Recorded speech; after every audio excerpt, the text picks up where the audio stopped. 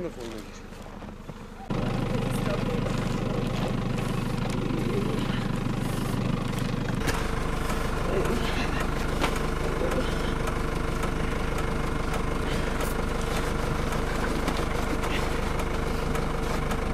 Kalbi tasibam ve tasvir var.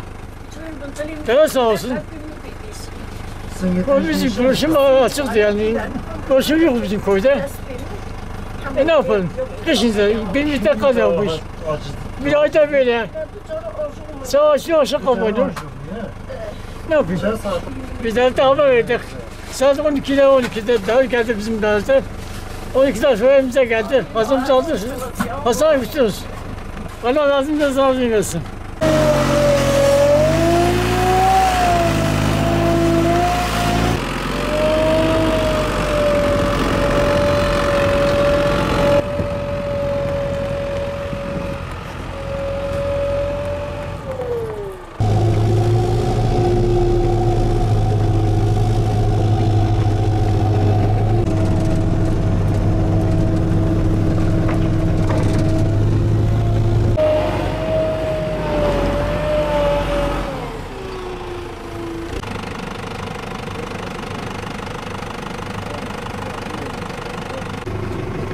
Var. Var.